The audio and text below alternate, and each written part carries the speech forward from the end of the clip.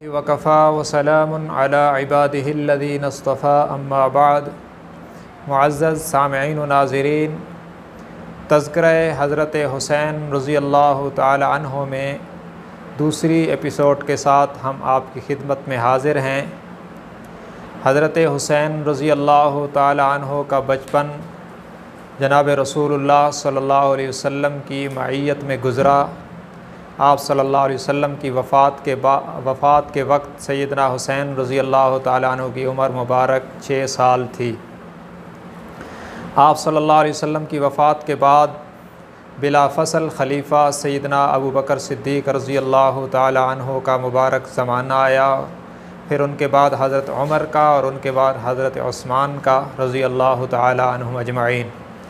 इन तीन खुलफ़ा के अदवार में हज़रत हुसैन रज़ियल्लाहु ताला अन्हु के साथ कैसा बेहतरीन सलूक किया गया, हम तरतीब के साथ आपकी खिदमत में पेश कर रहे हैं। इसमें सबसे पहला हवाला हाफिज़ इमादुद्दीन इब्न कसीर रहमहुल्लाह का है। उन्होंने अपनी शोरा आफाक किताब अल-बिदाया व निहाया में ये बेहतरीन जुमला लिखा जो आब ज़र से लिखने के काबिल है। फ़रमाया सुम्मा कान सिद्दीक़ युकरिमुहु व युअज़्ज़िमुहु व कज़ालिका उमर व उस्मान, कि फिर नबी अलैहिस्सलातु वस्सलाम के बाद अबू बकर व उमर उस्मान तीनों ने हज़रत हुसैन रज़ियल्लाहु ताला अन्हु की इज़्ज़त व एहतराम में कोई कसर नहीं छोड़ी। रसूलुल्लाह सल्लल्लाहु अलैहि वसल्लम की क़राबतदारी का खूब लिहाज किया और आप सल्लल्लाहु अलैहि वसल्लम के इन शहज़ादों की खूब क़द्र व मंज़लत को पहचान कर इन्हें नवाज़ा। हज़रत अबू बकर सिद्दीक़ रज़ियल्लाहु ताला अन्हु के मुबारक दौर ख़िलाफ़त में हियरा का मकाम फ़तह हुआ। हज़रत खालिद इब्न वलीद रज़ियल्लाहु ताला अन्हु की सिपह सलारी में, तो वहाँ से बहुत सी बेहतरीन चादरें माले गनीमत में आई।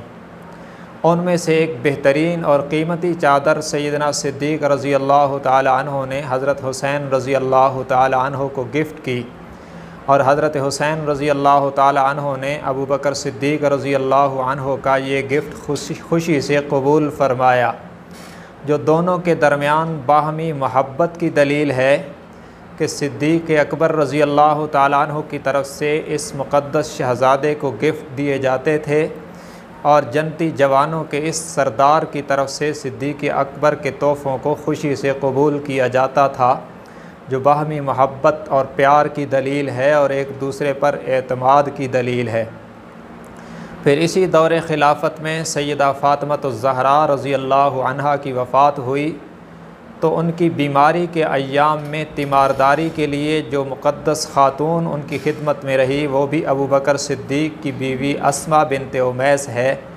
हज़रत हुसैन रज़ियल्लाहु ताला अन्हु ने खलीफ़ा वक्त का ये ताआवुन भी अपनी आँखों से देखा कि उनकी माँ की खिदमत पर मुतअय्यन ख़ातून अबू बकर सिद्दीक़ रज़ियल्लाहु ताला अन्हु की ज़ौजा मोहतरमा थी।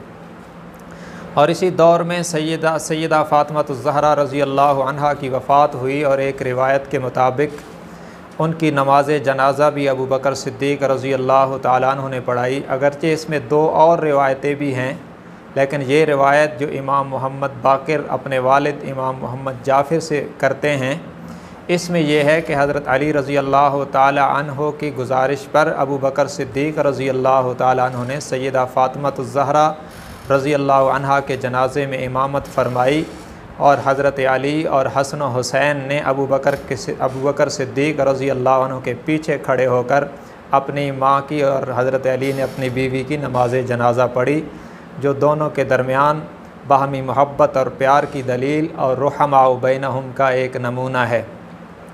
बहरहाल इन मुक़द्दस शख्सियात के हवाल को हम तफसील से पेश कर रहे हैं। आइंदा आने वाली वीडियो में खिलाफत उमर और हज़रत हुसैन के उन्वान से हम आपकी खिदमत में इसकी तफसील पेश करेंगे। आज की वीडियो में बस इतना ही। इजाज़त दीजिए। अल्लाह हाफ़िज़। अस्सलामु अलैकुम व रहमतुल्लाहि व बरकातुहू।